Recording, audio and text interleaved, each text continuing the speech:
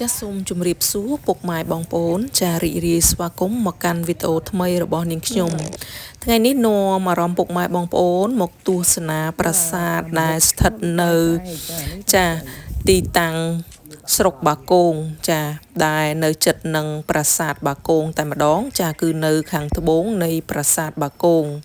ប្រាសាទនេះគឺជាប្រាសាទដែលសាងសង់អំពីឥដ្ឋលាយជាមួយនឹងថ្មភក់មានប្រាង្គតែមួយទេចា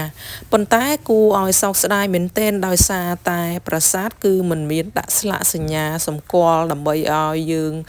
ដឹងថាមានប្រាសាទហើយចូលមកទស្សនាទេហើយក៏មិនមានឈ្មោះពិតប្រាកដដែរចានាងខ្ញុំបានសាកសួរព័ត៌មានអ្នកភូមិនៅចិត្តនឹងដែរតែគាត់មិនដឹងថាប្រាសាទនេះមានឈ្មោះអីទេចាពិតជាគួរឲ្យសោកស្ដាយមែនទែនចាហើយពេលដែលមកដល់ប្រាសាទគឺយើងមើលឃើញថាប្រាសាទគឺមិនទាន់ទទួលបាននៅការរៀបចំជួសជុលនៅឡើយទេចាគឺនៅមានសភាពខូចខាតនិងបាក់បែកថ្មរប៉ាត់របាយពីពេញនឹងតែម្ដងចាសង្ឃឹមថាប្រាសាទនឹងទទួលបាននៅការរៀបចំជួសជុលក្នុងពេលឆាប់ដើម្បីទុកជាការតាក់ទាញភ្ញៀវជាតិនិងអន្តរជាតិឲ្យបានមកទស្សនាចាទោះបីជាប្រាសាទបាក់បែកនិងមានតួប៉មតែមួយក៏ជាស្នាដៃរាប់រយរាប់ពាន់ឆ្នាំរបស់បុព្វបុរសខ្មែរយើងដែរចាពិតជាកម្រនឹងមានចាអញ្ចឹងបើយើងរក្សាទុកឲ្យបានតដល់កូនចៅចំនួនក្រោយទៀតគឺរឹតតែល្អប្រសើរចាបើតាមយើងសង្កេតមើលតួប៉មនៃប្រាសាទចាហើយនឹងចម្លាក់ខ្លះដែលនៅសេសសល់យើងអាចសន្និដ្ឋានថាប្រាសាទប្រហែលជាសាងសង់ចាដំណាលនឹងប្រាសាទបាគងដែរចា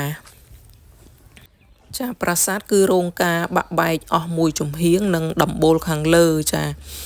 យើងនៅឃើញសេសសល់តែមួយជំហៀងនៅខាងឆ្វេងដៃតែប៉ុណ្ណោះចាអញ្ចឹងបើសិនជាពុកម៉ែបងប្អូនមានឱកាសមកលេងប្រាសាទបាគងកុំភ្លេចឈានមកចូលមកទស្សនាប្រាសាទនេះផងចាគឺនៅខាងត្បូងនៃប្រាសាទបាគងនៅជិតនឹងផ្ទះអ្នកភូមិតែម្ដងចាទោះបីជាប្រាសាទរងការបាក់បែកនិងមានប្រាង្គតែមួយចាក៏គួរតែអញ្ជើញមកទស្សនាឲ្យដឹងនៅទីតាំងនិងស្នាដៃរបស់បុព្វបុរសខ្មែរយើងដែលខំកសាងបន្សល់ទុកមកឲ្យកូនចៅចំនួនក្រោយចា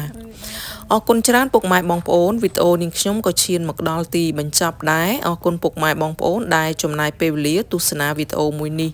ជូនពរដល់ពុកម៉ែបងប្អូនឲ្យជួបប្រទះតែសេចក្តីសុខសេចក្តីចម្រើនសូមបងប្អូនជួយ Subscribe Channel YouTube នាងខ្ញុំម្នាក់មួយផងចាអរគុណសូមជម្រាបលា